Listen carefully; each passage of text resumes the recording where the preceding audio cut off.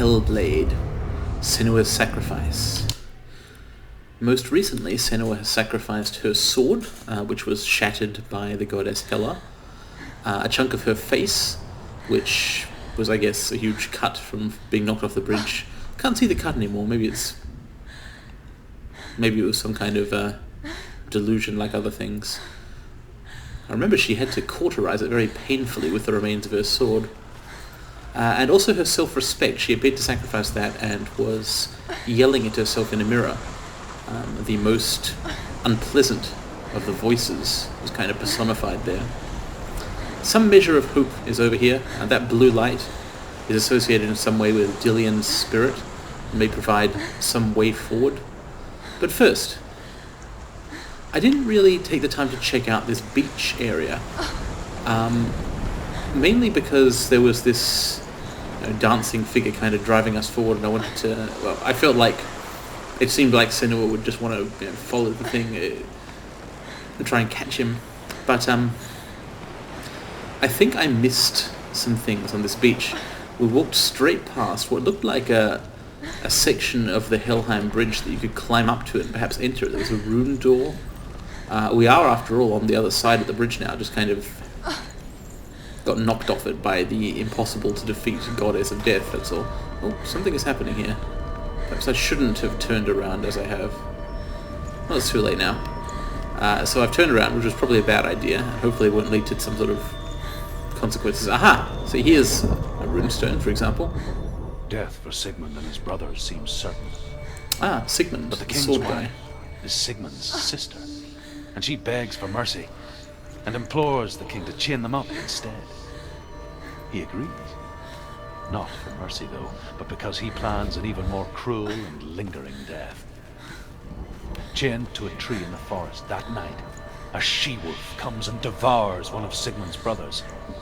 She returns, ravenous, night after night, until only Sigmund is left. How many brothers did he have? The next day, Sigmund's sister sends a servant with honey to smear on Sigmund's face. But to what end? Well, that night, when the she-wolf appears again, you'll never guess what happens. I won't guess unless I can find the next runestone, I guess. So, I think the first part of that story was that Sigmund's father made or found a cool sword. I think Odin stuck it in a tree or something. Like, the guy pulled it out, but the king coveted it or whatever. Okay, that seems to be the story that's being told there. What else did I miss on the beach?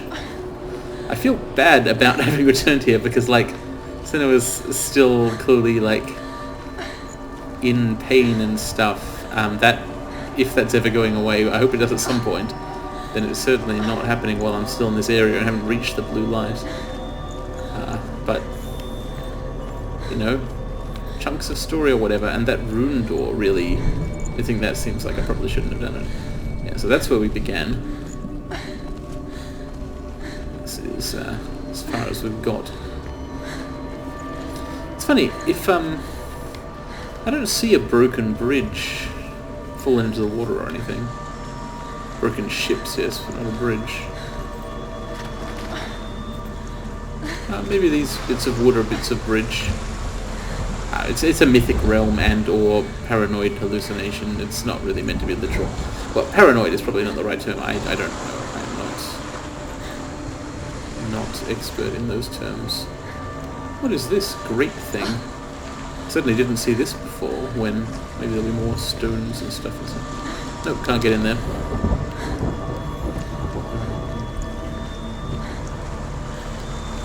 I hope if I go too far back towards the entrance, I hope it doesn't result in, like, limping even more and kind of regressing. Aha. More stairs leading up to this area, and another runestone. As the she-wolf licks the sweet honey from Sigmund's face, he bites the wolf's tongue. The she-wolf pulls away, but Sigmund holds on. The chains break, and he is free. Wow, wolves are strong. After his escape, Sigmund lives like us, hidden in the forest. His enemy, King Like Siggeir, us. believing him dead, as his sister plots revenge. And for vengeance to succeed, even the great Sigmund needs help. So she sends her sons to him. But their blood is weak and corrupted, and they're put to death by Sigmund. So his sister hatches a new plan, one that is cold of heart and pure of blood. Did Druth just say that Sigmund's sister sent her sons to help him get revenge on the king, but he just killed them all? Man, the heroes of the Northmen had some problems. Right, runes. Or not. It's not a rune door, is it? It's something else.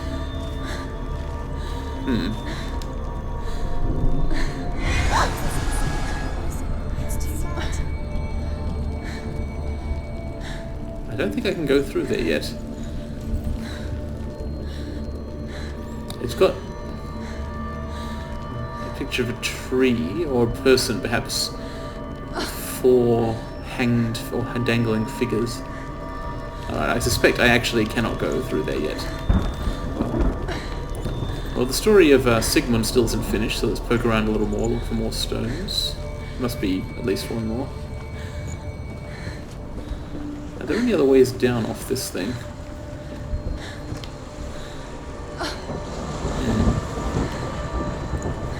Not obvious ones. I don't really want to have to walk all the way around, but I guess I brought this on myself.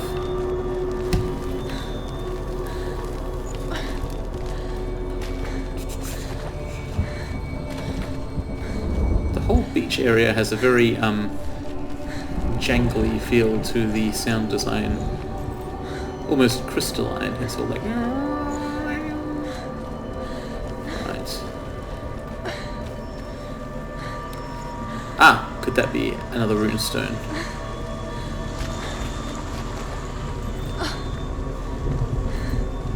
I mean, I say stone, but like, these things are not actually made of stone at this point. A rune wood. Sigmund's sister trades shapes with a sorceress, and in disguise, she lies with her own brother. She gives birth to a son named Sinfjotli. After a time, she sends him to the forest to Sigmund. I saw this He ladder tests the earlier. boy and finds him strong and fearless, and so they go to take their vengeance on King Sigurd. Luck is not on their side. They're captured, and Sigurd has them buried alive. Oh. Well, I guess that's the end of Sigmund. Unless he manages to escape from being buried alive in yet another runestone. So where does this ladder go? When I first saw it, I assumed it led up to the bridge segment there. But I've been up there now, and I didn't see a way to reach the ladder from the bridge. Oh, there was one. I just didn't see it, that's all. Fair enough. Back down here. So I'm still hunting out another runestone. And then I'll finally make my way back to the tree, which seems to be some sort of representation of the tree under which Dillian used to dance or practice sword fighting. I never thought it was dancing. I still like the idea that these environments, this idea of hell, is really just Senua essentially reliving parts of her own life. The woods exile, the burning village, and now this beach, where she used to do beachcombing, was like her only activity for a while. And we obviously were in that kind of field with the tree as well. Basically, I have the horrible feeling that to Senua, her conception of hell is reliving her own life, or at least parts of it, the bad parts. There must have been good as well. She has survived. She met and loved Dillian. She became a warrior. Still missing a runestone. I've been around there and saw one. I feel like I didn't fully explore the middle part of the beach. Then again, maybe the last runestone will actually be closer to the blue glow, but still I feel like I haven't really picked along either the shoreline or the cliff line in great detail. It is possible, I guess, that I missed a fragment of the story and can't get back to it because I might have there might have been a runestone I didn't notice before jumping off that ledge, and you can't go back off the ledge. I don't know. Hopefully that's not the case. I won't spend too much time hunting, though. Yeah. This hasn't got one, has it? It has. It has. The Northmen tell of a great hero. His name is Sigmund. Oh. Okay. His father's hall was built around a great tree, and one day... So that's the start of the Sigmund story. A gift to whomever can release it. If the story is restarting, then either I actually saw that runestone before, or I've actually heard it all so far. Perhaps it does in fact end with Sigmund being buried alive. Oh, rip.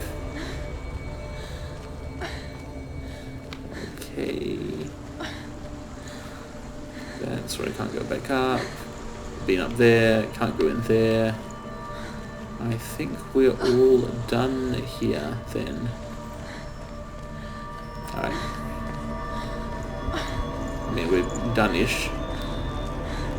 There's some random amounts of stuff hidden in these environments, but the game doesn't really encourage you to wander around exploring its environments. Gorgeous as they are, it just doesn't really feel like the way to play it. Alright, so Odin's sword, ultimately, was still in the hands of King Siggeir last we left him. I was about to say, like, the evil King Siggeir has a kind of narrative convention thing, but, like, I'm not particularly sure anything on in those stories. In the story is more or less evil, per se. It's a more modern or slightly pre-modern view of morals. Alright, back up towards this tree. This rendition of the tree, now that I approach it without being cast into a flashback, is much less pleasant, you know, it's with all the corpses hanging from it. But I can't help but notice the tree with its hanging corpses reminds me of the image on that door. So this is, I think, clearly the right place to be going, and probably by heading to the tree I may later be able to enter that other door. So let's take a detour to whatever this is.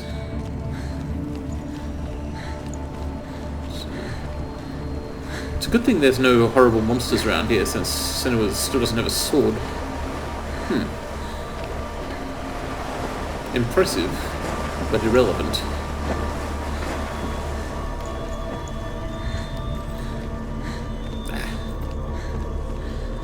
And being knocked off a bridge must give you a hell of a stitch. Ooh, a runestone. Possibly the story will continue. More of the things. Bits of petrified wood with designs on them.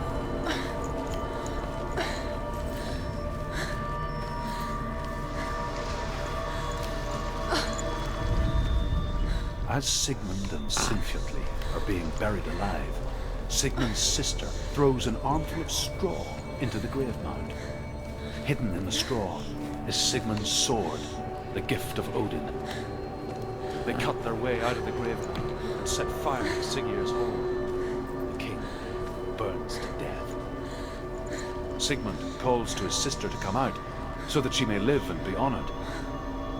She does come out, but only to tell him the truth. The truth? But she had slept with him, her brother, to beget a strong avenger. What? I am not fit to live, she says, and walks back into the fire. Okay. So I guess we're... vengeance from your heart, Senua, as there is always a heavy price to pay. Strike vengeance from your heart. Interesting.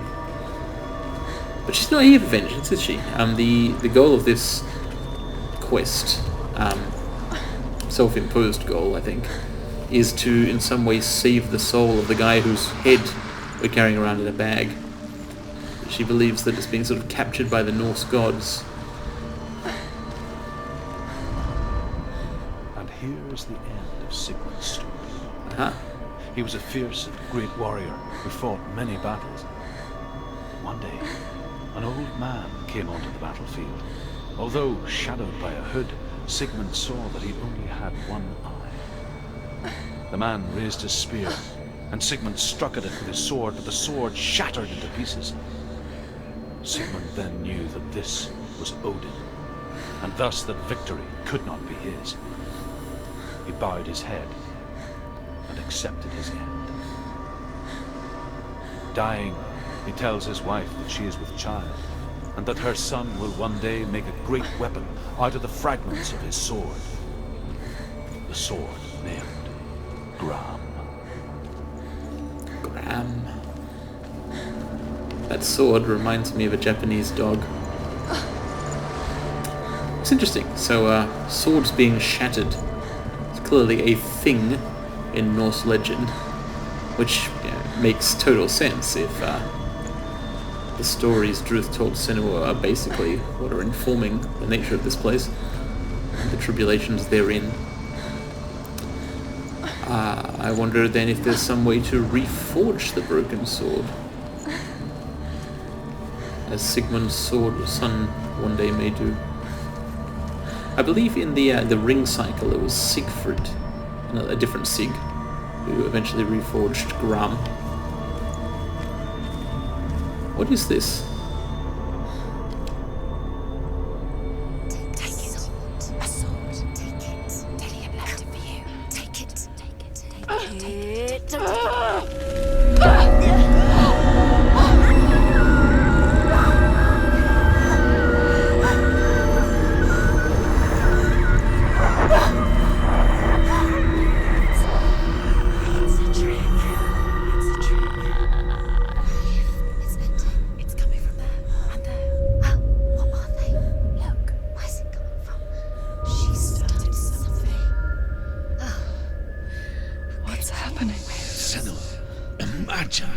A sword that can slay gods. Its name is Gram. It was forged by the god of all Northmen, Odin, and gifted to Sigmund, a great warrior. I need this sword. It's important. Can you help me? The sword appears whole, but it is an illusion. It shattered into shards long ago. It is said a great warrior can reforge Gram by answering the trials of Odin, one for each shard. The roots of the Tree of Death will take you to new lands where you will face the trials. Go to the shard. Go to the shard. Trials of Odin. I guess that would be the tree on which he crucified himself or whatever. Hanged himself? One of those. Alright, let's find these glowing blue things that rarely goes poorly. I liked how when Druth began speaking, the quietest voice just was to say, he's not really here. Should probably pay attention to that one. What? Because going around the long way like I did earlier was not actually a crazy thing to do. Earlier I just did it because I wanted to hear the story of Sigmund and Grammar.